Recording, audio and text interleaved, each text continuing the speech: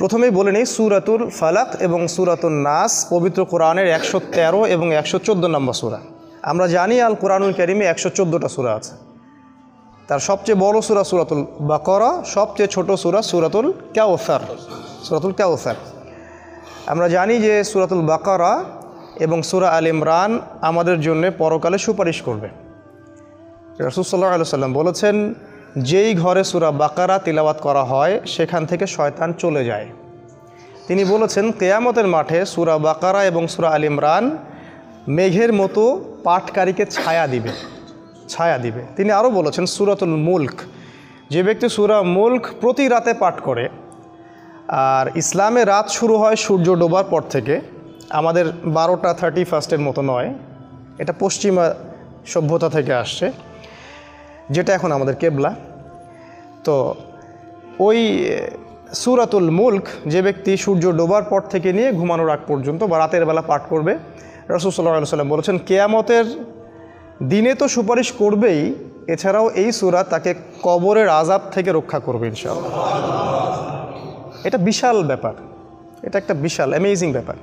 তিনি আরও বলেছেন সূরা ইখলাস সম্পর্কে, যে 3 বার যদি সূরা ইখলাস কেউ পাঠ করে সে ব্যক্তি 1 খতম কোরআনের নেকি পাবে ইনশাআল্লাহ। তিনি বলেছেন সূরাতুল ইখলাস হলো কোরআনের 1/3, 3 ভাগের 1 ভাগ। একজন সাহাবী ছিলেন যিনি প্রত্যেক সালাতেই, প্রত্যেক রাকাতেই সূরা ইখলাস পাঠ করতেন। মানে তার অভ্যাস ছিল এমন, তিনি যাই তিলাওয়াত করতেন তার শেষে গিয়ে সূরা ইখলাস পাঠ করতেন।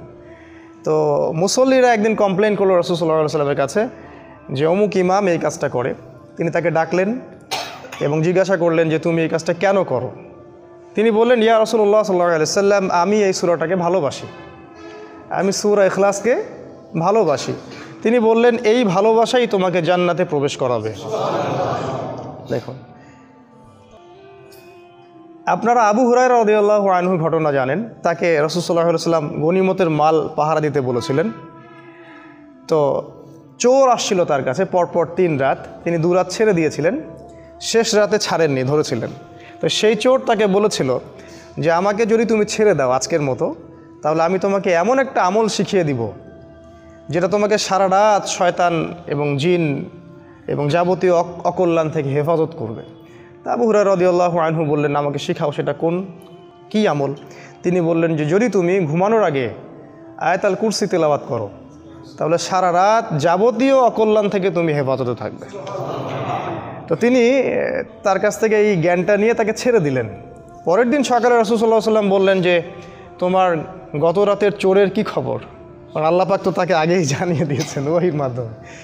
তো তিনি বললেন, ইয়া রাসূলুল্লাহ, এরকম ঘটনা ঘটছিল, আমি তো ছেড়ে দিছি, আর সে তো আমাকে একটা আমল শিখাই দিছে।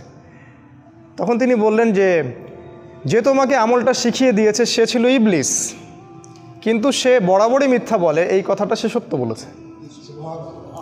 তার মানে ইবলিসের কাছ থেকেও খায়ের নেওয়া যায় যদি সেটা রাসূল সাল্লাল্লাহু আলাইহি ওয়াসাল্লাম এবং আল্লাহর বিধানের অনুকূলে হয়।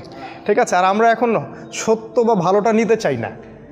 সত্য বা ভালো যার মাঝেই আছে নিতে হবে, ভালোটুকু নিতে হবে, আর খারাপ তো সবার মাঝেই আছে, সেটাকে ছাড়লে ভালো হয়। এভাবে আমরা হয়তো ঐক্যবদ্ধ হতে পারবো, অন্য কোনো পথ আমার কাছে জানা নাই। যাই হোক, এরপরে আরও আছে যে একবার রাসূল সাল্লাল্লাহু আলাইহি ওয়াসাল্লাম এক সাহাবীকে বলেছেন, সূরাতুল বাকারা, আমি আবার বলছি সূরাতুল বাকারা, এটা হচ্ছে মানুষের জীবনে বরকতের কারণ। মানুষের জীবনে যে বরকতটা হয় এটার কারণ হচ্ছে সূরা বাকারা। আর যখন এটা মানুষ তেলাওয়াত করা ছেড়ে দিবে তখন তার জীবনে খাসারা নেমে আসবে, বরকতটা উঠে যাবে। একটু খেয়াল করে দেখবেন আমাদের জীবনের মধ্যে বারাকা আস্তে আস্তে উঠে যাচ্ছে কি না। এটা অন্যতম একটা কারণ হচ্ছে এই যে আমাদের সাথে সূরা বাকারার সম্পর্ক নাই। তিনি বলেছেন সূরা বাকারার শেষ 2 আয়াত অথবা কোনো বর্ণনায় শেষ 3 আয়াত যে ব্যক্তি রাতের বেলা পাঠ করবে, আমি আবার বলছি রাত মানে সূর্য ডোবার পর থেকে, রাতের বেলা পাঠ করবে, সারা রাত নফল সলাতের নেকি সে পেয়ে যাবে ইনশাআল্লাহ। এটা আলী রাদিয়াল্লাহু আনহু একবার বলছিলেন যে কোনো জ্ঞানী ব্যক্তি যার বিবেক আছে তার পক্ষে সম্ভবই না যে রাতের বেলা সে সূরা বাকারার শেষ 2 আয়াত পাঠ করবে না। কারণ মাত্র 2টা আয়াত পাঠ করলে আপনি সারা রাত নফল ইবাদতের নেকি পাচ্ছেন। শুধু তাই নয়, যাবতীয় দৃশ্য অদৃশ্যের অকল্যাণ থেকেও এটা আপনাকে হেফাজত করবে ইনশাআল্লাহ। আরেকবার তিনি বলেছেন সাল্লাল্লাহু আলাইহি ওয়াসাল্লাম যে ব্যক্তি ফরজ সালাতের পরে, আমরা তো ফরজ নামাজের পরে ইমাম সাহেবের অপেক্ষায় বসে থাকি, তিনি বলেছেন যে ব্যক্তি ফরজ সালাতের পর বিসমিল্লাহির রহমানির রহিম পরে আয়াতুল কুরসি তেলাওয়াত করবেন, আল্লাহু লা ইলাহা ইল্লা হুয়াল হাইয়ুল কাইয়ুম, এখান থেকে সূরা বাকারার 255 নম্বর আয়াতুল কুরসি, তাই না? এইটা যদি পড়ে কেউ, রাসূল সাল্লাল্লাহু আলাইহি ওয়াসাল্লাম বলেছেন মৃত্যু ছাড়া তার জান্নাতে প্রবেশ করার কোনো বাধা নাই, সেই ব্যক্তি মারা গেলে জান্নাতে চলে যাবে ইনশাআল্লাহ। এই যে ফজিলতপূর্ণ ব্যাপারগুলো আছে সবগুলো কোরআনের সাথে সম্পর্কিত, এগুলো বললেই একটা লেকচার শেষ হয়ে যাবে আর কি। তো আমাদের সূরার দিকে আসি, এরকম প্রতিটা সূরার ক্ষেত্রেই আছে কম বেশি। সূরাতুল ফালাক আর নাসকে বলা হয় মুআউইজাতাইন, শব্দটা একটু কঠিন। মুআউইজাতাইন মানে আশ্রয়ে প্রার্থনার দুইটা সূরা, আশ্রয় প্রার্থনার দুইটা সূরা। আজকে সূরাটাকে আপনাদেরকে অন্যভাবে শেখাবো ইনশাআল্লাহ। আমি বলেছি এটা 113 এবং 114 নম্বর সূরা।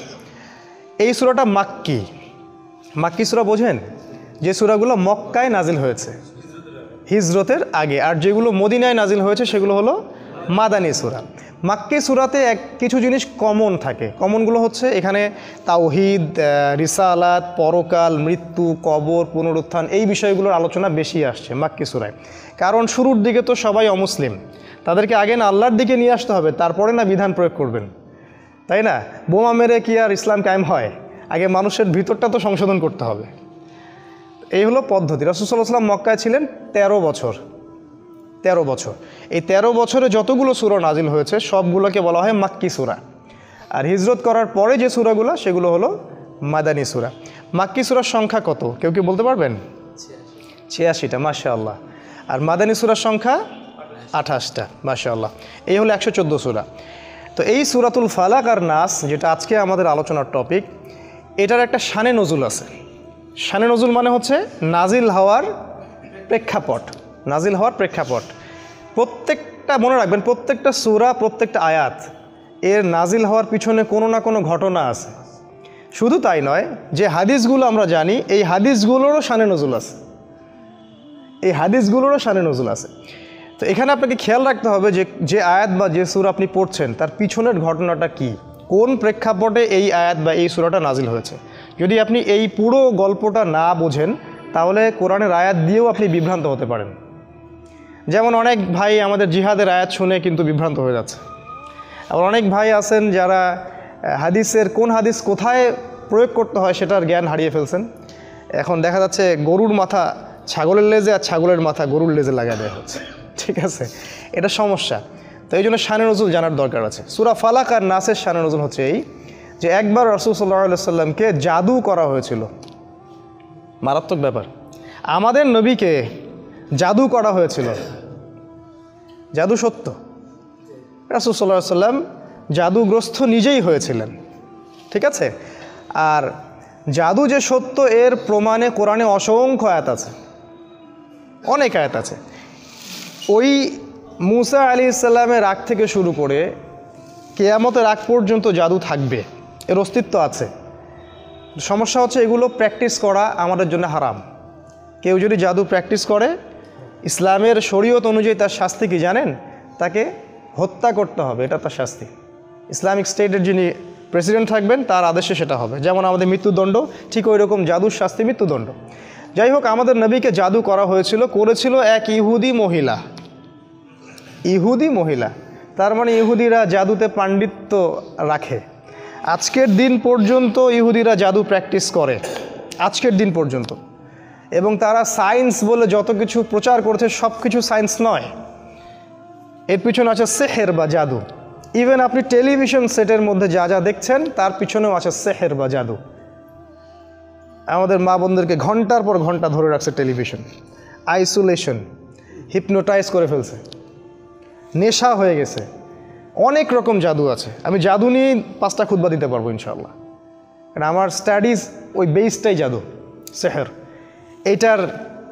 এটার উপর ডক্টরেটও করা যায়, অনেক স্কলার এটার উপর ডক্টরেট করেছেন। আমি যেটা বলছিলাম যে রাসূল সাল্লাল্লাহু আলাইহি ওয়াসাল্লামকে জাদুগ্রস্ত করা হয়েছিল, একজন ইহুদি মহিলা জাদু করেছিলেন তার মাথার চুল দিয়ে। তার চিরুনি থেকে মাথার চুল কোনোভাবে সে চুরি করেছিল বা কোনোভাবে ম্যানেজ করেছিল, করে সেখানে সে কুফুরি কালাম এবং মন্ত্রতন্ত্র পড়ে ফু দিয়েছিল। ফু দিয়ে সেখানে 11টা গিট দিয়েছিল, 11টা গিট দিয়েছিল। খেয়াল করে দেখবেন সূরা ফালাক আর নাসের মধ্যে 11টা আয়াত আছে, দুইটা মিলে 11টা আয়াত আছে। আচ্ছা, এই যে জাদুটাকে করা হলো, ইহুদি মহিলা জাদু করলো, আর এটা বলে রাখি যে তাকে সারা জীবন ইহুদিরা কষ্ট দিয়েছে। আর আজ পর্যন্ত আমাদের সবচেয়ে বড় শত্রু ইহুদিরাই। আল্লাহ পাক কোরআনে সেটা বলেছেন যে সূরা মাইদা পড়ে দেখবেন, তোমাদের সবচেয়ে বেশি শত্রুতা রাখে তোমাদের সাথে ইহুদি জাতি এবং মুশরিকরা, যারা একে অপরের বন্ধু। যদি আপনি কোরআন পড়েন তাহলে আপনার কাছে জগৎ স্পষ্ট হয়ে যাবে। কেন নেতানিয়াহু মোদিকে ডাকে তখন আপনি বুঝতে পারবেন। যদি কোরআন আপনার ভিতরে না থাকে আপনি জগৎকে ডিল করতে পারবেন না। তো এই যে 11টা গিট দেওয়া হলো, এতে করে রাসূল সাল্লাল্লাহু আলাইহি ওয়াসাল্লাম অসুস্থ হয়ে যান। যখন জাদু করা হয় কারো প্রতি, সে অসুস্থ হয়ে যাবে। ইভেন সবচেয়ে পরহেজগার মানুষও জাদুগ্রস্ত হতে পারে, আপনি আমি যে কেউ হতে পারি। যারা ইসলামী বিধান পালন করেন না, কোরআনের সাথে সম্পর্ক কম বা নাই, হারাম রিজিকের সাথে সম্পর্ক আছে, যারা সুদ খাচ্ছেন, গান বাজনা করতেছেন, যারা বাদ্যযন্ত্রের সাথে সম্পর্কিত, যারা অশ্লীল টিভি মুভি এগুলো দেখছেন, এদের জাদুগ্রস্ত হওয়ার সম্ভাবনা 95%। একবার জাদুগ্রস্ত হয়ে গেলে তাকে রিকভার করা খুবই ডিফিকাল্ট। এই জন্য ইসলাম এই প্রোটেকশনগুলো দিয়েছে, কারণ একবার জাদুগ্রস্ত হয়ে গেলে এটাকে সলভ করা খুবই ডিফিকাল্ট। কারণ জাদু জিনের সহযোগিতা ছাড়া হয় না। যারা জাদু করে তারা জিনকে তাবে করে। আপনারা কিন্তু কোরআন পড়লে দেখবেন আল্লাহ পাক বলেছেন জাহান্নামের ইন্ধন হবে মানুষ আর জিন, যারা একে অপরকে সহযোগিতা করত। আজ পর্যন্ত কিছু মানুষ আছে এই পৃথিবীতে, আপনার আশপাশেও, যারা জিনের সহযোগিতা নিয়ে বিভিন্ন কুফরি কালাম তন্ত্রমন্ত্র করে, এবং গ্রামাঞ্চলে এটার প্রচলন অনেক বেশি। ঠিক আছে, ইভেন এখন শহরেও এগুলো ঢুকে পড়ছে। প্রেমের জোড়া দেওয়ার জন্যে, বাড়ির বরকতের জন্য, স্বামী স্ত্রীর সম্পর্ক উন্নয়নের জন্য বিভিন্ন কাজে এগুলো করা হচ্ছে। এবং আমাদের দেশে কবিরাজের সংখ্যা তো অভাব নাই। আর যেহেতু এগুলো সম্পর্কে আমরা জানি কম, আমরা কিছু হইলেই ওদের কাছে দৌড়াই। এই সুযোগটা ওরা আমাদের কাছ থেকে নেয়, নিয়ে সে এদিক থেকেও টাকা খায়, ওদিক থেকেও টাকা খায়। শয়তান, এক কথায় শয়তানের চেলাপেলা এগুলা। তো আল্লাহ রসুলকে ইহুদিরা জাদু করেছিল, এবং আপনারা জানেন কি না যে ইহুদিরা তাকে হত্যা করারও চেষ্টা করেছিল, তার খাবারের মধ্যে বিষও দিয়েছিল। যে জাতি আমাদের নবীকে হত্যা করতে পারে, এবং যে জাতি অসংখ্য নবীকে আগে হত্যা করে আসছে, কিভাবে আমরা ভাবলাম যে তারা আমাদের বন্ধু? অথচ আল্লাহ কোরআনে বলছেন তারা কখনো তোমাদের কল্যাণ চায় না, তারা ভিতরে যেটা গোপন করে সেটা আরও বেশি ভয়ঙ্কর। ঠিক আছে, তো তিনি এই জাদুগ্রস্ত হয়ে রাসূল সাল্লাল্লাহু আলাইহি ওয়াসাল্লাম যে সমস্যাটা হলো সেটা হলো তিনি ভুলে যাচ্ছিলেন, কোনো কাজ করলে মনে রাখতে পারছিলেন না। এমনকি তিনি তার স্ত্রীর কাছে গিয়েছেন কি না সেটাও মনে রাখতে পারছিলেন না। তো জাদুগ্রস্ত হলে খুব খারাপ অবস্থা হয়। এই জন্য আমার রিকোয়েস্ট থাকবে যে আপনারা অনতিবিলম্বে কোরআন, সুন্নাহ, সহিহ, জিকির, আজগার, দোয়া, কালাম এগুলো শিখে নেবেন, এবং সকাল সন্ধ্যা এগুলো প্র্যাকটিস করবেন। তখন ইনশাল্লাহ কোনো জিন বা কোনো জাদুকর আপনার কোনো ক্ষতি করতে পারবে না। তো এই যে সমস্যাটা রাসূল সাল্লাল্লাহু আলাইহি ওয়াসাল্লামের হলো, এরপরে একদিন তিনি শুয়ে আছেন, আর আল্লাহর পক্ষ থেকে দুইজন ফেরেশতা তার কাছে আসলেন। এসে তারা একে অপরের সাথে কথোপকথন করছেন, আর এই কথোপকথনটা রাসূলকে জানিয়ে দেওয়া হচ্ছে। একজন ফেরেশতা আরেকজন ফেরেশতাকে বলছেন এই ব্যক্তির কি হয়েছে। ওই ফেরেশতা জবাব দিচ্ছেন যে তাকে জাদু করা হয়েছে। আবার ইনি বলছেন কে জাদু করেছে, মানে কথোপকথনের মাধ্যমে তাকে মেসেজ দেওয়া হচ্ছে। উনি বলছেন যে অমুক মহিলা জাদু করেছে।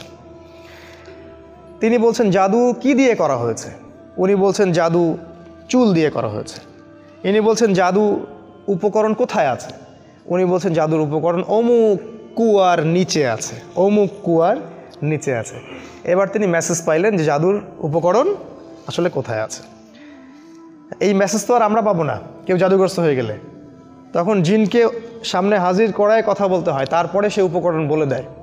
এই ট্রিটমেন্টটা খুবই ভয়ঙ্কর, আপনারা যদি দেখে থাকেন তাহলে দেখবেন ভয় পেয়ে যাবেন। যাই হোক, তো রাসূল সাল্লাল্লাহু আলাইহি ওয়াসাল্লামকে মেসেজ দেওয়া হলো যে জাদুর উপকরণ ওই কূপের নিচে আছে। তিনি সকালবেলা উঠলেন এবং উঠে আলী রাদিয়াল্লাহু আনহুকে বললেন, আলী রাদিয়াল্লাহু আনহুকে, যে আলী ওই কূপের নিচে জাদুর উপকরণ আছে, ওকে ধ্বংস করে আসুন। এই একমাত্র সাহাবী যার জীবনী পড়লে আমাদের ঈর্ষা হয়। শুরু থেকে যখন তার বয়স 6-7 তখন থেকে ইসলামের পাশে তিনি দাঁড়িয়ে আছেন। আর এই সাহাবীকেও মানুষ হত্যা করেছে, আলী রাদিয়াল্লাহু আনহুকেও মানুষ হত্যা করেছে, এবং যে হত্যা করেছে সে বলেছিল যে আল্লাহর শুকরিয়া যে আল্লাহ আমার হাতে সবচেয়ে নিকৃষ্ট মানুষকে হত্যা করালেন। তাহলে এই যে আমরা একটা সমাজে কথা শুনি না যে লোকটা দোষ না করলে কি আর এমনি জেলে আছে, ঠিক না কথাটা।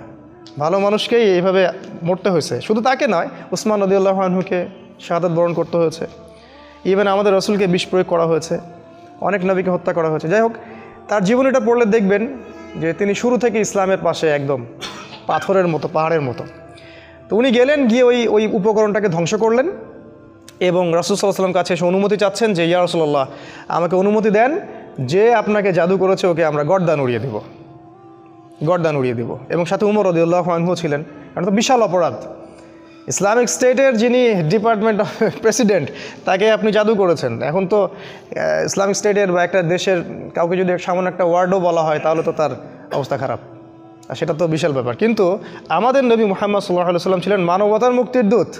তিনি বললেন যে আমি ওই মহিলাকে মাফ করে দিলাম, তিনি বললেন আমি ওই মহিলাটাকে মাফ করে দিলাম। কারণ এই যে ঘটনাটা ঘটলো, এটা আসলে কাদের জন্য ঘটলো জানেন? তার উম্মার জন্য ঘটলো। এই ঘটনাটার মধ্য দিয়ে আল্লাহ পাক আমাদেরকে 2টা সূরা দিলেন, যাতে কিয়ামত পর্যন্ত মানুষ এই সব সমস্যা থেকে বেঁচে থাকতে পারে। এটা আল্লাহর হিকমা, প্রজ্ঞা। আল্লাহ পাক ইউসুফ আলাইহিস সালামকে জেল খাটাইছেন, খাটান নাই? ইউসুফ আলাইহিস সালামের ওই জেলে যাওয়ার বদৌলতে লক্ষ লক্ষ মানুষ দুর্ভিক্ষ থেকে বেঁচে গেছে, বেঁচে যায় নাই? এই হলো আল্লাহর হিকমা। মাঝে মাঝে যে বিপদগুলো আমাদের হয় এর পিছনে কোনো না কোনো কল্যাণ, খায়ের থাকে, যেটা আমরা বুঝতে পারি না। রাসূল সাল্লাল্লাহু আলাইহি ওয়াসাল্লাম তাকে মাফ করে দিলেন, এবং তখন সূরা ফালাক এবং নাস নাজিল হলো একসাথে নাজিল হলো, এবং তিনি তিলাওয়াত করছিলেন একটা একটা করে আয়াত, আর ওই একটা একটা করে গিট খুলে যাচ্ছিল। ঠিক আছে, এই হলো এর শানে নজুল বা নাজিলের প্রেক্ষাপট। এবার আসেন এর ফজিলত 2টা বলি। সূরা নাস এবং ফালাকের স্পেশাল কিছু ফজিলত আছে। যেমন একটা হলো, যে ব্যক্তি, একটু মনোযোগ দিয়ে শুনবেন, যে ব্যক্তি সূরা ফালাক, সূরা নাস এবং সূরা ইখলাস, এই 3টা সূরা সকালে এবং সন্ধ্যায় 3বার করে পড়বে, যদি সকালে পড়ে সন্ধ্যা পর্যন্ত যাবতীয় হঠাৎ বিপদ থেকে বেঁচে থাকবে। হঠাৎ বিপদ, ধাপাস করে কোনো বিপদে পড়বে না ইনশাআল্লাহ। আপনি খেয়াল করে দেখবেন, সব পরিবারে যাচ্ছে মাইক্রো নিয়ে বিয়ে খাইতে, ডেড, স্পট ডেড, তাই না? হঠাৎ করে দেখবেন সকালে ঠিক মতো আসে, হঠাৎ স্ট্রোক নাই। হঠাৎ বিপদ ইনশাল্লাহ সে পড়বে না। যে ব্যক্তি সকালে 3বার করে সূরা ফালাক, সূরা নাস, সূরা ইখলাস পড়বে। আর বিশ্বাস করেন এই কাজগুলো আমাদের চাচাদের বয়সী যারা আছেন ওনাদেরকে শিখাতে হয় না, আমাদেরকেই শিখাতে হয়, তাদেরকে শিখাতে হয় না, তারা এগুলো আগেই থেকে জানেন। আবার যে ব্যক্তি সন্ধ্যাবেলা সূরা ফালাক, সূরা নাস এবং ইখলাস 3বার করে পড়বে, সারা রাত যাবতীয় ক্ষতি থেকে সে বেঁচে থাকবে ইনশাআল্লাহ। এই হলো একটা বড় ফজিলত। তাহলে আমরা ইনশাআল্লাহ আজকে থেকে, বরং এখন থেকেই 3বার করে সূরা ফালাক, নাস, ইখলাস প্রতিদিন পড়ার অভ্যাস করবো ইনশাআল্লাহ। এটা একটা আমল। দ্বিতীয় একটা ফজিলত হচ্ছে, ঘুমানোর পূর্বে যখন বিছানায় যাবেন, অনেকগুলো সুন্নাহ আছে, বিছানা ঝেড়ে নিতে হবে, লাইটস অফ করা, প্রয়োজনে পারলে ওযু করবেন, আয়াতুল কুরসি পড়বেন, তাসবিহ তাহলিল করবেন, পারলে সূরা মুলক পড়বেন। যদি কিছুই করতে না পারেন, কমপক্ষে সূরা ফালাক, সূরা নাস আর সূরা ইখলাস 3বার করে পড়বেন। সিস্টেমটা আমি দেখাই দিচ্ছি, যে প্রথমে হাত সামনে নিয়ে বিসমিল্লাহির রহমানির রহিম পড়ে সূরাতুল ইখলাস, আবার বিসমিল্লাহ বলে সূরাতুল ফালাক, আবার বিসমিল্লাহ বলে সূরাতুল নাস, একবার করে পড়লেন, পড়ে এভাবে ফু দিবেন, দিয়ে মাথা থেকে নিয়ে যতদূর পর্যন্ত পারেন এভাবে মাসেহ করবেন একবার, তারপরে আবার একবার, তারপরে আবার একবার, মোট 3বার। কেন এটা আমি এখন এসে বুঝতে পারছি, কেন 3বার, স্টুডেন্ট লাইফে বুঝতে পারি নাই। আসলে কোরআন এবং সুন্নাহর এত জ্ঞানের সমুদ্র, যেখানে আমরা হাবুডুবু খাচ্ছি, আসলে কোনো কুলকিনারাও খুঁজে পাচ্ছি না যে আসলে কি সলিউশন দিব। তাই যতই জানি ততই মনে হয় যে আমি কিছুই জানি না। একটা হাদিস সেদিন আমরা জানলাম, সেটা হলো যখন মানুষ ঘুমায় তখন শয়তান চলে আসে কাছে, মানে সবার সাথে একটা করে শয়তান আছে, ওই শয়তান চলে আসে, ওর নাম হচ্ছে কারিন, যেটা কোরআনে আছে। সে এসে এই যে আমাদের গর্দান আছে, এই গর্দানের মধ্যে 3টা গিট দেয়, এবং প্রতিটা গিটের সাথে সে বলে, তোমার সামনে দীর্ঘ রাত, তুমি ঘুমাও, তোমার সামনে দীর্ঘ রাত, তুমি ঘুমাও, তোমার সামনে দীর্ঘ রাত, তুমি ঘুমাও, আরামে ঘুমাও। রাসূল সাল্লাল্লাহু আলাইহি ওয়াসাল্লাম বলছেন, যখন বান্দা যদি ফজরের আজান শুনে উঠে যায় তাহলে একটা গিট খুলে যায়, যদি সে ওযু করে তাহলে আরও একটা গিট খুলে যায়, আর যদি সে জামায়াতে এসে সলাত আদায় করে তাহলে 3টা গিটই খুলে যায়। আর যদি এই 3টা কাজ আমরা না করি, সকাল 8টা 9টা 10টায় উঠি, তাহলে 3টা গিট নিয়েই সকাল করবে সে। তাহলে চিন্তা করেন তার সারাদিনটা কেমন যাবে। আর হয়তো এই কারণেই রাসূল সাল্লাল্লাহু আলাইহি ওয়াসাল্লাম 3বার করে মাসাহ করেছেন, যাতে করে শয়তানের প্রভাবটা কম হয়। এটা একটা রিজন, এটা একটা ফজিলত। আর আমি যেই কথাগুলো বলছি, এই যে ফু দিয়ে মাসাহ করা, আবার গিটের কথা, আমাদের মডার্ন সো কল্ড এই যে ওয়েস্টার্ন সিভিলাইজেশন এবং সায়েন্স এগুলোকে অস্বীকার করে, এবং এই কথাগুলো আমাদের স্কুল কলেজের প্রফেসররা শুনলে হাসবে। আপনারা ডিসাইড করবেন যে আপনারা কোরআনকে ফলো করবেন নাকি ওয়ান আইট পিপলদেরকে ফলো করবেন। তবে হ্যাঁ এটাও বলি, যদি আজকে বা আগামীকাল আমরা দেখি যে ডিসকভারি চ্যানেল বা ন্যাশনাল জিওগ্রাফি তারা বলছে যে আমরা নতুন একটা তথ্য পাইছি, কী সেই তথ্য? মানুষ যখন ঘুমায় তখন এই হয়, এটা হয়, সেটা হয়, একজন সত্তা এসে গিট দেয়, হ্যাঁ, তারপরে আরেকটা কী জানি বললাম, এই যে যখন মানুষ ভালো কোনো কালাম পড়ে ফু দেয় তখন শরীর ভালো ফিল করে, একটা নাম দিয়ে দিল কঠিন একটা মেডিকেল সায়েন্সের কোনো নাম, তখন মানুষ ঠিকই বিশ্বাস করবে, অবশ্যই বিশ্বাস করবে। কিন্তু এখন এটা মানুষ অনেকেই বিশ্বাস করে না। এটাকে বলা হয় তাদের ইবাদত করা। মানে তারা যদি বলে যে অমুক গ্যালাক্সির দূরে একটা গ্রহের সন্ধান পাওয়া গেছে, যে গ্রহটা হীরা দিয়ে তৈরি, যেখানে সোনার গাছ আছে, হ্যাঁ, সেখানে অন্য গ্রহের কিছু প্রাণী আছে, সবাই এক বাক্যে বিশ্বাস করবে। আমি চ্যালেঞ্জ করলাম, এক বাক্যে বিশ্বাস করবে পরের দিন। কিন্তু আল্লাহ কোরআনে বলছেন যে অমুক জান্নাত রেডি রাখছে, যেটা হীরা দিয়ে তৈরি, সোনা দিয়ে তৈরি, এখানে এটা আছে সেটা আছে। এরা বলবে এটা তো অলিক গাল গল্প বলতেছে, এটা তো ব্যাকডেটেড কোরআন, আনসিভিলাইজড পিপলদের কাজই। তো এতে ধোকায় পড়বেন না, এটা দাজ্জাল, যেটা আপনাদেরকে ওয়ান আইড বানাচ্ছে, এক চোখা বানাচ্ছে। তাদের দৌড় এখন পর্যন্ত ওই পর্যন্ত যায়নি যেটা আল্লাহ রাব্বুল আলামিন 1400 বছর আগেই নাজিল করেছেন। এই ইয়াকিনটা না থাকলে ঈমান শেক করবে। তারপর এই হলো আপনার ফজিলত, কয়েকটা বলে। আরেকটা ফজিলত হচ্ছে এই যে আমরা ফরজ সালাত পড়ি, প্রত্যেক ফরজ সালাতের পরে রাসূল সাল্লাল্লাহু আলাইহি ওয়াসাল্লাম একবার করে সূরা ফালাক, সূরা নাস এবং ইখলাস পড়তেন। এটা একটা। এই কাজগুলো করলে যেটা হবে সেটা হলো এই, যদি সূরা ফালাক, নাস, ইখলাস আপনি শোয়ার সময় পড়েন, সকালে সন্ধ্যায় পড়েন, আর এই যে প্রত্যেক ফরজ সালাতের পরে পড়েন, আপনি অনেকগুলো বেনিফিট পাবেন। সেগুলো কি? এক নাম্বার হচ্ছে আপনি দৃশ্য অদৃশ্যের অনেক বিপদ আপদ থেকে বেঁচে থাকবেন। 2 নাম্বার হচ্ছে আপনি হঠাৎ করে বিপদে পড়বেন না। 3 নাম্বার হচ্ছে এই কোরআন আপনার জন্য পরকালে সুপারিশ করবে, এটা সবচেয়ে বড়, কারণ কোরআনের সাথে আপনার সম্পর্ক আছে, এ আপনাকে পরকালে সুপারিশ করবে। তাছাড়া চোখ লাগা থেকে আপনি বেঁচে থাকবেন, বদ নজর থেকে বেঁচে থাকবেন। এগুলোর প্রত্যেকটার অস্তিত্ব ইসলাম অস্বীকার করেনি, প্রত্যেকটাই স্বীকার করেছে। রাসূল সাল্লাল্লাহু আলাইহি ওয়াসাল্লাম বলেছেন ইন্নাল আইনাল হক, মানুষের বদ নজর সত্য। আপনার ছেলের স্বাস্থ্য খুব ভালো, এক জায়গায় নিয়ে গেলেন, মানুষ দেখলো বাহ আপনার ছেলে তো অনেক সুস্বাস্থ্যের অধিকারী, দেখবেন পরের দিন অসুস্থ হয়ে গেছে। ব্যবসা করতেছেন খুব সুন্দর, অনেকে আসতেছে, বাহ ভাই ভালোই তো ব্যবসা খাড়া করছেন, দেখলেন কলাপস করে গেল। চোখের বদ নজর সত্য। এর দলিল সূরা কাহফের মধ্যে আছে, যদি কারো কিছু ভালো লাগে তখন বলতে হবে মাশাআল্লাহ, খুব সুন্দর, সুবহানাল্লাহ, চমৎকার, আলহামদুলিল্লাহ, আল্লাহ পাক দিয়েছেন। এই কথাগুলো প্র্যাকটিস করবেন, এই সংস্কৃতিগুলো আপনাকে চোখ লাগা থেকে বাঁচাবে। এগুলো তো আমাদের স্কুল কলেজ বিশ্ববিদ্যালয়ে শেখানো হয় না। চোখ লাগাবার কী জিনিস? ওরা বলবে এটা ব্যাকডেটেড মানুষের কাজ, এটা কুসংস্কার, এটা হচ্ছে গোড়া মুসলিমদের কথা। তো রাস্তায় যে মেয়েরা ঘোরে এরা চোখ লাগা, এদের পিছনে চোখ লাগছে মানুষের। আর একবার চোখ লাগলে খুব সমস্যা আছে। একবার একজন সাহাবী গোসল করছিলেন, আর একজন সাহাবী তাকে দেখে বলছেন যে বাহ তোমার স্কিনটা তো অনেক সুন্দর, একদম মনে হচ্ছে যে কুমারী মেয়ের মতো স্কিন। সাথে সাথে ওই সাহাবী ওখানে বেহুশ হয়ে পড়ে গেলেন, একদম সাথে সাথে। এটা বুখারীর হাদিস। রাসূল সাল্লাল্লাহু আলাইহি ওয়াসাল্লাম ওই সাহাবীকে ডাকলেন, ডেকে বললেন যে তুমি কি তোমার ভাইকে মারতে চাও? তিনি বললেন আমি আবার কখন মারতে চাইলাম, আমি তো বললাম যে তার স্কিনটা অনেক সুন্দর, সে তো সুন্দর, আমি তো প্রশংসা করলাম। তখন তিনি বললেন যে কেন তুমি কল্যাণের বা বরকতের দোয়া করলা না? মাশাআল্লাহ ভাই তোমার স্কিনটা অনেক সুন্দর, মাশাআল্লাহ, আলহামদুলিল্লাহ, বারাকাল্লাহ ফিক, এগুলো কেন বললা না? তখন ওই সাহাবীকে গোসল দেয়া হলো, এবং ওই গোসলের পানি দিয়ে এই সাহাবীকে গোসল দেয়া হলো, তারপর ইনি সুস্থ হলেন। তখন রাসূল বলেছেন ইন্নাল আইনাল হক, চোখের বদ নজর সত্য। তো যাই হোক, এই হলো সূরা ফালাক নাসের কিছু ফজিলত, অনেক ফজিলত, এটা সব বলে শেষ করা যাবে না। এখন আমরা আসছি শুধুমাত্র এর শাব্দিক অর্থগুলো আপনাদেরকে একটু শেয়ার করে শেষ করবো ইনশাআল্লাহ। সূরা ফালাক আর নাস একসাথে আমি আগে অনুবাদ করে দিচ্ছি আপনাকে। বিসমিল্লাহির রহমানির রহিম। আল্লাহ পাক বলেছেন কুল, সবাই আমি জানি মুখস্থ আছে। কুল মানে হচ্ছে বলুন। আউযু, আউযু মানে আমি আশ্রয় প্রার্থনা করছি। আউযু মানে আমি আশ্রয় প্রার্থনা করছি। আর নাউযু মানে আমরা আশ্রয় প্রার্থনা করছি। যখন আপনি বলেন আউযু বিল্লাহ, এটা এক বচনে, আর যদি বলেন নাউযু বিল্লাহ, এটা বহু বচনে। ঠিক আছে, ভালো কথা। অ্যারাবিক গ্রামার শিখবেন টুকটাক, না হলে কি হবে জানেন? না হলে যেটা হয়, আমি একটা মসজিদে দেখেছি যে একজন ইমাম আছেন, মাশাআল্লাহ, আল্লাহ পাক তাকে নেখায়াত দারাজ করুক, তিনি প্রতিদিন নিজের জন্য দোয়া করেন আর মুসল্লি আমিন আমিন বলে।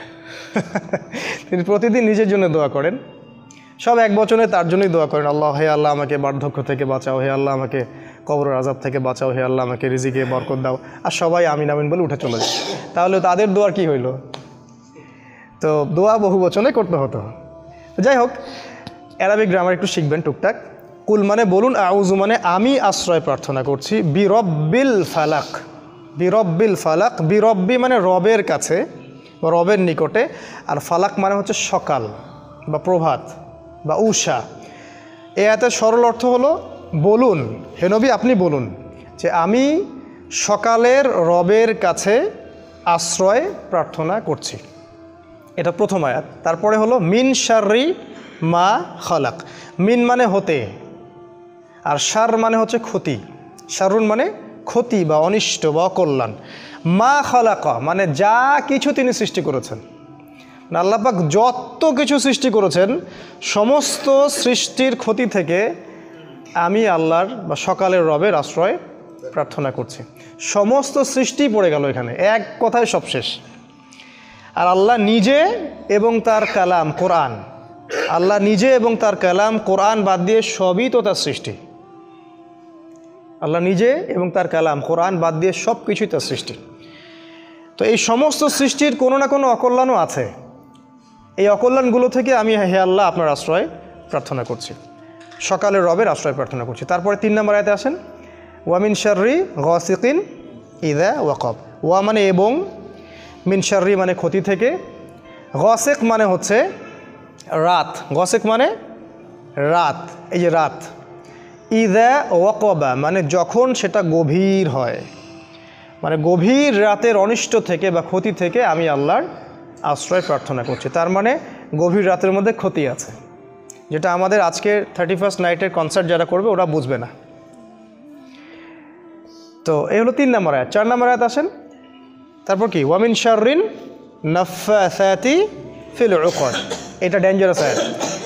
ওয়া মানে এবং, মিন শাররি মানে ক্ষতি থেকে।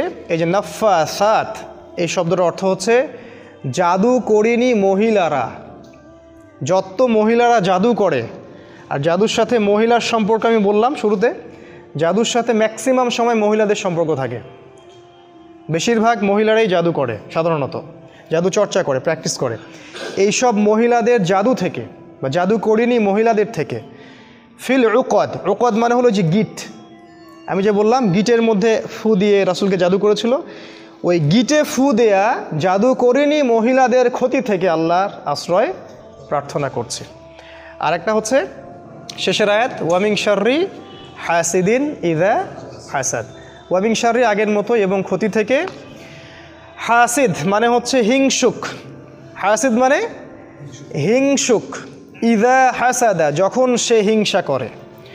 তাহলে এর আয়াতের অর্থ হচ্ছে হিংসুকের অনিষ্ট থেকে আল্লাহর আশ্রয় চাচ্ছি যখন সে হিংসা করে। এই হলো সূরাতুল ফালাকের সরল অর্থ। আবার বলছি, ভালো করে শোনেন। হে নবী আপনি বলুন আমি আশ্রয় প্রার্থনা করছি সকালের রবের কাছে, তিনি যা কিছু সৃষ্টি করেছেন সব কিছুর ক্ষতি থেকে, স্পেশালি রাতের ক্ষতি থেকে যখন সেটা গভীর হয়, এবং জাদু করিনি নারীদের ক্ষতি থেকে যারা ওই যে গিটে ফুৎকার দেয়, আর হিংসুকের হিংসা থেকে যখন সে হিংসা করে। এই হলো সূরাতুল ফালাক। সূরা নাসে আসেন, আল্লাহ বলছেন কুল বলুন আগের মতো, আউযু বিরব্বিন নাস, আমি আশ্রয় প্রার্থনা করছি রব্বিন নাস, নাস মানে মানুষ, রব মানে রব, মানুষের রবের কাছে আমি আশ্রয় প্রার্থনা করছি। মালিকিন নাস, মানুষের মালিকের কাছে আশ্রয় প্রার্থনা করছি। ইলাহিন নাস, মানুষের ইলাহের কাছে আশ্রয় প্রার্থনা করছি। কি থেকে? মিন শাররিল ওয়াসওয়াসিল খান্নাস। মিন শাররি মানে যে ক্ষতি থেকে, ওয়াসওয়াস মানে হলো কুমন্ত্রণা দেয়া, ওয়াসওয়াসা দেয়া, ওয়াসওয়াসা যেগুলো আমাদের হৃদয়ের ভিতরে আসে। খান্নাস মানে হলো আত্মগোপনকারী, যে আমাদের এই টাইম ফ্রেমের আড়ালে থাকে, দেখা যায় না, যাকে দেখা যায় না সে নিজেকে হাইড করতে পারে। এই আত্মগোপনকারী কুমন্ত্রণা দাতার অনিষ্ট থেকে আমি আশ্রয় প্রার্থনা করছি আল্লাহর। আল্লাযী ইউওয়াসউইসু ফি সুদুরিন নাস, যে ব্যক্তি মানে যে ইউওয়াসউইসু ওয়াসওয়াসা দেয়, ফি সুদুরিন নাস, সুদূর মানে যে সদর বা বুক, মানুষের হৃদয়ে, যে ওয়াসওয়াসা দেয় মানুষের হৃদয়ে, মিনাল জিন্নাতি ওয়ান নাস, জিন জাতির মধ্য থেকে এবং মানব জাতির মধ্য থেকে। এই হলো সূরা ফালাক আর নাসের সরল অনুবাদ। এবার আপনাদের আমি একটা সামারি করে দিচ্ছি, দিয়ে ছেড়ে দিচ্ছি ইনশাআল্লাহ। ভালো করে খেয়াল করলে দেখবেন এই দুটো সূরাকে একসাথে চিন্তা করতে হবে। এটা একটা প্যারালাল সূরা, আলাদা করে না, একসাথে চিন্তা করলে দেখবেন যে এই দুটো সূরায় আমরা বেশ কয়েকটা বিষয় থেকে আল্লাহর আশ্রয় চাচ্ছি। এক নাম্বার, আমরা আশ্রয় চাচ্ছিলাম আল্লাহর সমস্ত সৃষ্টির ক্ষতি থেকে, তাই না? এটা কমন, একদম সমস্ত সৃষ্টিতে যত ক্ষতি, সব ক্ষতি থেকে আল্লাহর আশ্রয় চাচ্ছিলাম। দুই নাম্বার, স্পেশালি এই ক্ষতিগুলোর মধ্যে স্পেশালি রাতের ক্ষতি থেকে, গভীর রাতের ক্ষতি থেকে। আরও চাচ্ছিলাম জাদুকরিনী মহিলাদের ক্ষতি থেকে। আরও চাচ্ছিলাম হিংসা এবং হিংসুকের অনিষ্ট থেকে। চারটা স্পেশাল। আর সূরা নাসে গিয়ে আরও আছে, সূরা নাসে একটা এক্সট্রা, সেটা হলো যে খন্নাস, হৃদয়ে ওয়াসওয়াসা দেয়, তার ক্ষতি থেকে। এই পাঁচটা স্পেশাল জিনিস থেকে আল্লাহর আশ্রয় চাচ্ছি এই দুটো সূরায়। কিন্তু কেন? কারণটা বলার আগে আরেকটা কথা বলি, সেটা হলো এই যে ক্ষতিগুলা, এগুলো থেকে আপনি সূরা ফালাক আর নাসের মাধ্যমে আশ্রয় পাবেন। তখন আশ্রয় পাবেন যখন আপনি আল্লাহকে রব হিসেবে গ্রহণ করছেন, যখন আপনি আল্লাহকে মানুষের ইলাহ হিসেবে গ্রহণ করছেন, যখন আপনি আল্লাহকে মানুষের মালিক হিসেবে গ্রহণ করছেন। আল্লাহ পাক একটার পর একটা বলছেন, রব্বিন নাস, মালিকিন নাস, ইলাহিন নাস। যে ব্যক্তির মনে সন্দেহ আছে যে আল্লাহ ছাড়া অন্য কেউ ইবাদত পাওয়ার যোগ্য, সে এই দুটো সূরা দিয়ে কোনো উপকার পাবে না। যে ব্যক্তির মধ্যে ডাউট আছে যে আল্লাহ ছাড়া কেউ সন্তান দিতে পারে, আল্লাহ ছাড়া কাউকে সেজদা করা যায়, হ্যাঁ, আল্লাহ ছাড়া অন্যরাও বিধান দিতে পারে, হ্যাঁ, আল্লাহর বিধানের চেয়ে এদের বিধান ভালো, এরকম ডাউট যাদের হৃদয়ের ভিতরে আছে, এইসব সূরা তাদের কোনো কাজে আসবে না। এগুলো আগে তাওহীদ আগে প্রতিষ্ঠা করা, যে আল্লাহ রব, তিনি মালিক, আল্লাহই রব প্রতিপালক, তিনি আবার মালিক, যার হুকুম চলে, অন্য কার হুকুম চলে না। তিনি হচ্ছেন ইলাহ, যিনি উপাসনার যোগ্য, অন্যকে উপাসনার যোগ্য নয়। এগুলোর তাওহীদ যার স্ট্রং ভিতরে, তারপরে আপনি এই পাঁচটা বিষয় থেকে আল্লাহর আশ্রয় চাচ্ছেন। ঠিক আছে? এই হলো সূরা ফালাকের সরল অর্থ। একটা প্রশ্ন শেষ করে দেই, সেটা হলো যে এই পাঁচটা বিষয় স্পেশালি কেন? কারণ জগতে অনেক ক্ষতি আছে। আল্লাহ আগেই বললেন যে তার সমস্ত সৃষ্টির ক্ষতি থেকে আশ্রয় চাচ্ছি, কিন্তু কিছু কিছু ক্ষতি স্পেশাল, যেগুলো আমাদের সাধ্যের বাইরে। আপনার সামনে যদি শত্রু থাকে আপনি দেখতে পারবেন, আর কিছু কিছু জিনিস আছে যেগুলো অদৃশ্য, আপনি দেখতে পারবেন না। সেই দেখার মতো চোখে আমাদের ক্ষমতা দেয়া হয়নি। আল্লাহ রাসূল বলেছেন, কুকুরেরা শয়তানকে দেখতে পারে, কুকুর শয়তানকে দেখতে পারে। আজানের সময় কুকুর চিল্লায় বেশি, আজানের সময় শয়তান পালায়। হাদিস আসছে আজানের সময় শয়তান পালায়, কুকুর শোনে বেশি আমাদের চাইতে। ঠিক আছে? এরকম বিভিন্ন প্রাণী সম্পর্কে কিন্তু আসছে, যেটা তার মানে আমাদের কিছু সীমাবদ্ধতা আছে। এই সীমাবদ্ধতার কারণে আমরা অদৃশ্যকে দেখি না। তো এই জন্যে এই যে অদৃশ্যের গায়েবের বিষয়গুলা, সব ক্ষতির চাইতেও স্পেশালি বলেছেন হিংসা, হিংসুক, স্পেশালি বলেছেন রাতের অনিষ্ট, রাতের গভীরতা, স্পেশালি বলেছেন জাদুকরিনী নারীরা, আর হৃদয়ের মধ্যে ওয়াসওয়াসা দেয় যে শয়তান খান্নাস। এগুলো আমরা দেখতে পারি না কোনোটাই। আর যেটা আমরা দেখতে পারি না, সেই শত্রুর সাথে আমি কিভাবে লড়তে পারি? এটা আমার পক্ষে সম্ভব না। তাহলে কে আমার হয়ে লড়বে? যে দৃশ্য অদৃশ্য সব দেখতে পারে, যে দৃশ্য অদৃশ্য সব দেখতে পারে। এই জন্যই এই দুটো সূরাকে বলা হয় মুআউইজাতাইন, বা আশ্রয় প্রার্থনার দুইটা স্পেশাল সূরা। আর যেদিন থেকে এই সূরা নাজিল হয়েছে সেদিন থেকে রাসূল সাল্লাল্লাহু আলাইহি ওয়াসাল্লাম আগের সব দোয়াই ছেড়ে দিয়েছিলেন। আগে তিনি আশ্রয় চাওয়ার জন্য অনেকগুলো দোয়া পড়তেন, সব দোয়া ছেড়ে দিয়ে তিনি সূরা ফালাক আর নাসের প্রতি আমল করা শুরু করলেন এবং এই সূরা দুটার মধ্যে সব কিছুই চলে আসছে। আপনারা চিন্তা করেন, আজকে হয়তো অনেক লম্বা হয়ে যাবে, এই জন্য আমি আর ডিটেলস ব্রিফে গেলাম না, শুধু কয়েকটা পয়েন্ট বলে আমি শেষ করছি। সেটা হলো যে রাতের বেলা ক্ষতি আছে, একটু ভালো করে শোনেন, আমি 5 থেকে 10 মিনিটের মধ্যে শেষ করে দেবো ইনশাআল্লাহ। রাতের বেলা কিছু ক্ষতি আছে। আপনাদের বাচ্চাদেরকে কখনো সন্ধ্যার পরে বাইরে যেতে দিবেন না।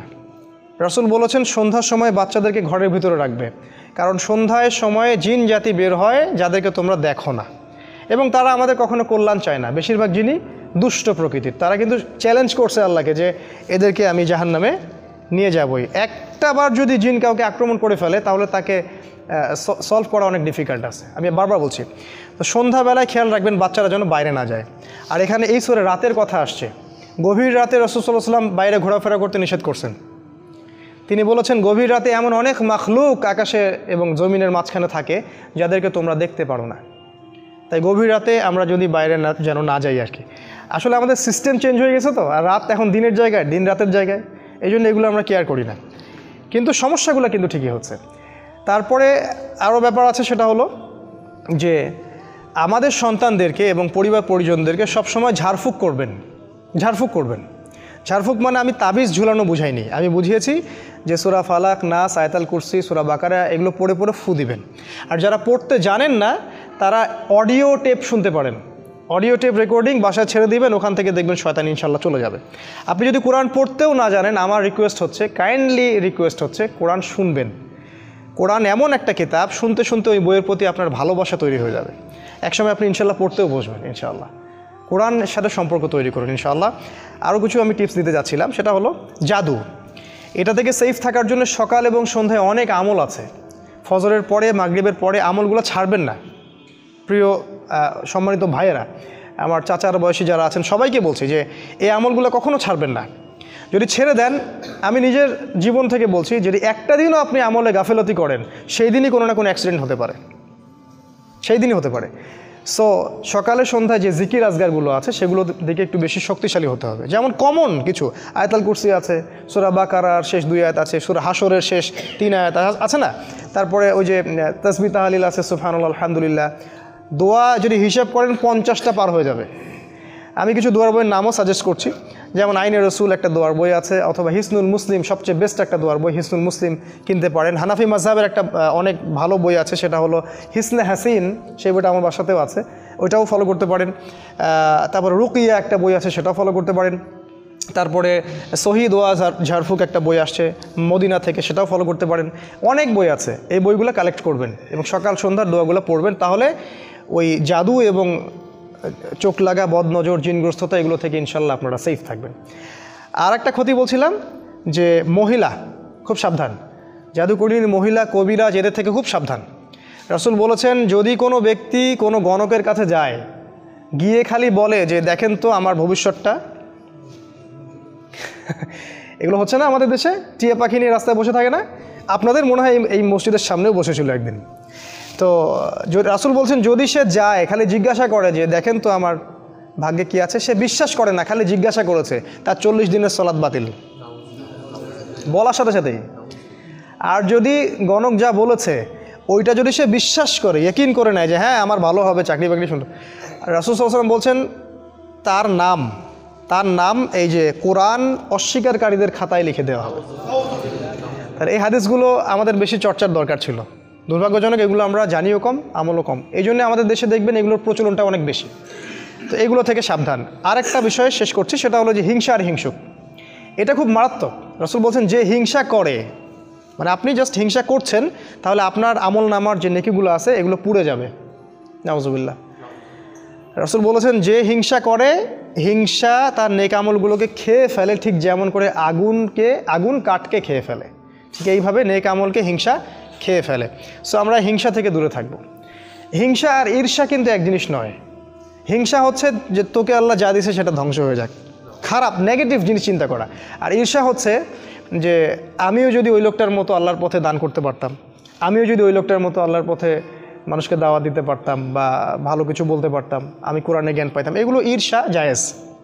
আল্লাহ রসুল বলছেন দুইজন ব্যক্তির ক্ষেত্রে ঈর্ষা জায়েজ, যাকে আল্লাহ সম্পদ দিয়েছেন এবং সে দিন রাত আল্লাহর পথে খরচ করে, এই ব্যক্তিকে দেখে ঈর্ষা করা জায়েজ, যে আল্লাহ আমাকে দিলে আমিও ইনশাল্লাহ করতাম। আরেক ব্যক্তিকে দেখে জায়েজ, সে ব্যক্তির কাছে জ্ঞান আছে, কোরআন সুন্নাহর জ্ঞান আছে এবং সেই জ্ঞান দিয়ে সে মানুষকে ভালো কিছু শেখায়, এটা তার জন্য ঈর্ষা করা জায়েজ। আর হিংসা অন্য জিনিস, নেগেটিভ থট, সেটা হচ্ছে মানুষকে তোরটা ধ্বংস হয়ে যায়, এটা ঈর্ষা, হিংসা। আরেকটা হলো হিংসুক, এটা থেকে খুব সাবধান। আপনি হয়তো ঈর্ষা করছেন না কিন্তু ঈর্ষার শিকার হতে পারেন। আপনি হিংসা করছেন না কিন্তু হিংসার শিকার হতে পারেন। আর বিশ্বাস করেন আমার কথা, এটা ইসলাম বিরোধীদের মধ্যেও যেমন আছে, ইসলামপন্থীদের মধ্যেও তেমন আছে। হিংসার ছড়াছড়ি, ভিতর থেকে সবাইকে নিজের ভাই বলে বিশ্বাসই করতে পারতেছে না কেউ। হিংসা আছে, এটা আপনি তো দেখতে পাচ্ছেন না। তো এটা থেকে প্রোটেকশন কি করবেন, কি পদ্ধতিতে আপনি এটা থেকে প্রোটেকশন করবেন? যাদের নাই তো আলহামদুলিল্লাহ, তাদের তো কলবুন সালিম, তার হৃদয় তো অনেক প্রশান্ত। যেমন একজন সাহাবী সম্পর্কে রাসূল বলেছেন ওই সাহাবী জান্নাতে যাবে, তাকে ইনভেস্টিগেট করে দেখা গেল সে তেমন কোনো আমলই করে না, খালি ফরজ ওয়াজিবের উপর আমল করে। তিনি তাকে ডাকলেন যে তুমি কি এমন আমল করো? আরেকজন সাহাবী তাকে জিজ্ঞেস করলেন তুমি কি এমন আমল করো? রাসূল বলেছেন তুমি জান্নাতে যাবে। তিনি বলেছেন যে আমি আসলে ভাই এত তো আমল করি না, যা ফরজ ওয়াজিব আপনারা করেন সেটাই করি। আমি রাত্রে যখন ঘুমাই সবাইকে মাফ করে দিয়ে ঘুমাই। তো চাচা যদি এটা এরকম হতে পারেন তো আলহামদুলিল্লাহ, আল্লাহ পাক তৌফিক দান করুন, সহজ করুন। কিন্তু যদি কেউ আপনার উপরে হিংসা করে আপনি কি করবেন? আপনি তো বুঝতে পারবেন না। প্রোটেকশন হচ্ছে এই সূরা ফালাক, আপনি দিনরাত সূরা ফালাক পড়েন, হিংসুকের হিংসা থেকে ইনশাল্লাহ বেঁচে থাকবেন। আর লাস্ট যেটা, সেটা হলো ওয়াসওয়াসা। এই ওয়াসওয়াসা যেটা কুমন্ত্রণা, এটা একটা রোগ। ডক্টররা অনেক নাম দিয়েছে, কোরআন বলেছে ইউয়াসউইসু ফি সুদুরিন নাস, হৃদয়ের মাঝে ওয়াসওয়াসা দেয়। দেখবেন যখনই নামাজে দাঁড়াবেন আপনি বুঝতে পারবেন যে ওয়াসওয়াসা শুরু হয়ে গেছে। এমন অনেক ঘটনা নামাজে মনে পড়বে যেটা আপনার কখনো মনেই ছিল না, ঠিক আছে, সারা জীবনে মনে ছিল না। তো এই ওয়াসওয়াসা থেকে বাঁচার বুদ্ধি হচ্ছে সূরা নাস। সূরা নাস, আমি একটা ছেলের কথা জানি, ইয়াং ছেলে, ওদের বয়সী হবে, কি জানি একটা ওয়াসওয়াসা ওর মাথায় ঢুকে গেছে যে ওর ওযু হয় না, ও সারাদিন ওযুই করতে থাকে, নামাজ ছুটে যাচ্ছে। ওর মাথায় ওযু করতেছে, মনে হচ্ছে যে এই জায়গায় মনে হয় শুকনা আছে, এটা মনে হয় হয়নি, আবার ওযু করে।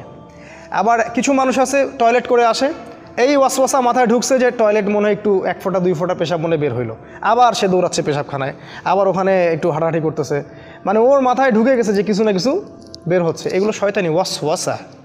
ওয়াসওয়াসা, আপনি ব্যাপারগুলোকে নর্মালি নিতে হবে, কিন্তু নর্মালি নিতে পারবেন তখনই যখন সূরা ফালাক নাসের উপর আমল করবেন, ঠিক আছে?